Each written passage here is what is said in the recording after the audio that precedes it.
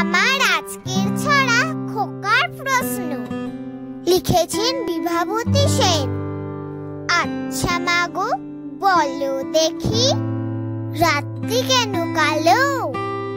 সূর্যি মামা কোথা থেকে পেলেন এমন আলো?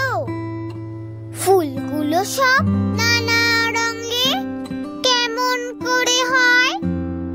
পাতাগুলো সবুজ কেন ফুলের মতো নয়?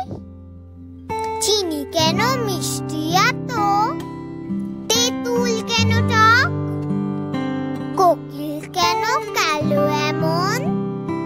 ফর্সা কেন বক? দুধ কেন মা এমন সাদা? মরিচ কেন ঝাল? আমগুলো সব পাকলে পরে কেন মা হয় লাল? সো ফ্রেন্ডস, এরকম মজার ছড়া আরো শুনতে